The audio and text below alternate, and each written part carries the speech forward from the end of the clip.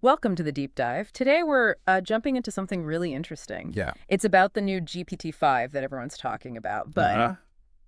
well, also this alternative idea about what intelligence and language actually are. Ah, right. I know the source you mean. It takes the GPT-5 hype that release expected, what, July 2025, Something like that, yeah. and uses it as a launch pad to basically question, well, everything about how we're building AI right now. It's quite a fundamental challenge. Exactly. So our mission here is to really unpack that argument. The source contrasts GPT-5, which sounds like a technical beast, with this theory called Odam Tilly. Human language. Human language, right. And it makes you ask, can we just keep scaling these models up and eventually hit true understanding? Or, like the source says, is something major just missing? Yeah, it's a big question. Okay, so let's start with GPT-5 itself. The source does acknowledge the anticipation. It talks about some insider reports on what's coming. And it sounds impressive on paper. They mention things like, better logic, handling abstract concepts better. Increased stability, which is always needed. Definitely. And even hints of autonomous behavior, maybe longer-term memory, and this thing called self-recursive learning. Right. These are framed as, and probably are, significant technical steps forward. Engineering achievements. For sure. Computationally, it's pushing boundaries. But, Yeah. and this is the big but from the source, Yeah. it immediately says, hold on a second, all that tech, it doesn't mean GPT-5 is actually thinking. It's not a cognitive leap towards consciousness. That's the core critique, isn't it? Drawing that sharp line. Bigger scale doesn't equal understanding. An algorithm isn't the same as meaning. Simulating language isn't being aware. Precisely. And the source digs into why. It argues that GPT-5, like all the ones before it, fundamentally works by tokenizing language. Treating words almost like numbers, statistically. Yeah, exactly. It's all based on probability. Yeah. Predicting the next token, the next word or part of word, based on the massive data set it's trained on. What's most likely to come next? So, because it's built that way, probabilistically, the source argues it's missing something fundamental. What does it say is actually lacking? It uses some pretty strong language. It says Yeah. GPT-5 doesn't know, can't know what it means to suffer, or wait, or feel fear, or cry from actual pain, or, stay silent out of guilt. Oh. It emphasizes that the AI just doesn't get why a person speaks the feeling, the intention, the need behind it. It only calculates the statistically probable what to say next. It's operating without everything that makes us human, basically. No body, no senses, no empathy, no actual lived experience to ground the words in reality. That's the argument. Yeah. Which naturally leads into the alternative view the source presents, this Odam Tilly theory. Right, tell us about that. It's attributed to Dr. Machmudzhan Kучкарова. Yes, that's who the source credits. And the core idea is, it's almost the complete opposite of the AI approach. It says language isn't data, it's not code, it's alive, it's sensory, it's empathetic, and crucially, it's born in the body. In the body. How so? Through our physical interactions with the world. And the source stresses this isn't just like philosophy. It's presented as interdisciplinary drawing from physics, biology, linguistics, observation, trying to find the real depth of language, not just its surface structure. Okay, that's a big claim. Does it give examples? How does that work? It does, and this is where it gets really interesting, I think. It uses specific sounds, phonetics, to illustrate. Ah, I remember reading this bit, like the sound S. Exactly. The source connects S to, like, the sound of a snake hissing, Yeah. a danger signal, and relates it to physical states, squeezing, sliding, sleepiness. It calls it an empathetic hiss.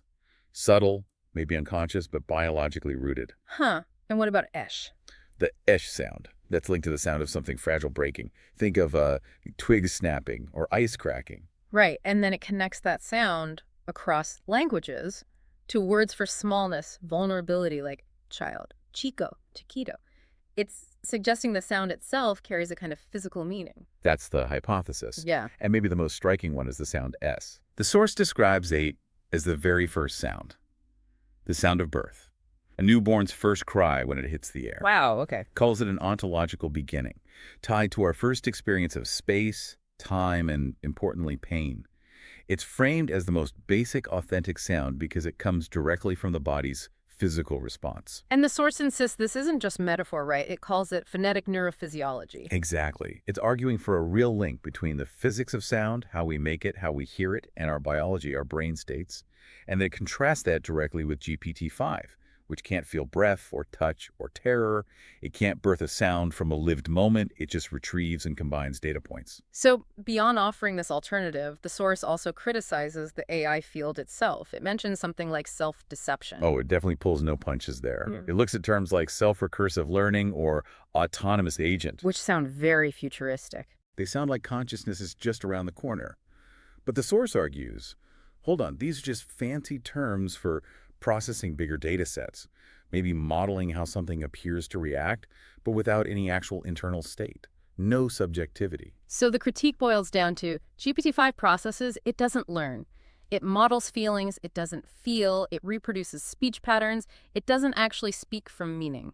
That's the gist. And it makes the point quite bluntly.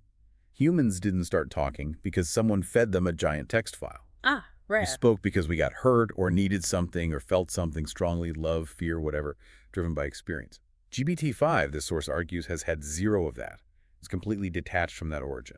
Which brings us back to Odam Tilly and what it says is required for anything like real AI consciousness or understanding. Yeah, the source basically doubles down on its main point, trying to build or understand intelligence, language, consciousness, while ignoring the body, ignoring senses, ignoring empathy, ignoring even pain. That's just a fundamental mistake. Language starts with the body hitting the world, not with grammar rules or data sets. That's the Odam Tilly perspective, yeah. Without that grounding in physical reality and feeling, the source concludes that AI, no matter how complex, even GPT-5, it stays a simulation. A powerful one, maybe. An incredible tool, definitely. A huge library. But just a shadow, not the real thing. Not a thinking entity. So, wrapping up its thoughts on GPT-5 specifically, where does the source leave us? It positions GPT-5 as like maybe the peak of current engineering. But without understanding language the Odam Tilly way, as embodied felt experience, it just remains a very sophisticated prediction machine.